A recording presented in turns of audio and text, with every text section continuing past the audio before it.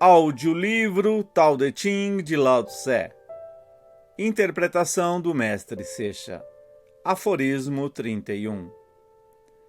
As armas são as ferramentas da violência.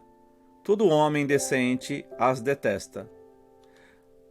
As armas são as ferramentas do medo. O homem decente as evita. Apenas com a maior restrição e na mais extrema necessidade as usará se a isto está compelido. A paz é o valor mais elevado. Se a paz foi alterada, como é possível estar contente? Seus inimigos não são demônios, mas sim seres humanos como ele. Não lhes deseje mal. Não se alegre na violência. Como pode felicitar-se na vitória e deleitar-se na matança? Ele entra na batalha cauteloso, com grande pena e compaixão, como se assistisse a um funeral. Interpretação do Mestre Seixas, Aforismo 31. Vamos detalhar brevemente a ideia de paz que o Tao Te Ching apresenta. O conceito de paz implica no fato de que os diversos elementos constitutivos que formam um grupo se encontram em equilíbrio. Quando, em uma unidade, seja associada ao corpo, à mente ou à sociedade, se fratura o equilíbrio entre as suas partes constituintes, esta se corrompe, gerando-se desequilíbrio. Socialmente se fala de mal-estar, agitação e caos.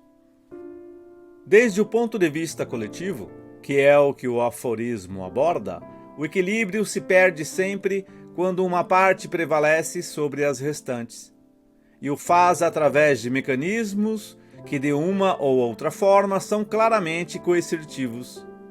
Polícia, exército, normas obsoletas em demasiados casos que sustentam o status quo, impulsionados pela cobiça. Há aqueles que se lançam a uma carreira desenfreada com anseio de acumular. Mas é assim como também nasce o medo de perder tudo. Nasce então a incapacidade de ver aos outros como seres humanos, transformando-os em objetos, situação que toda pessoa decente deve evitar.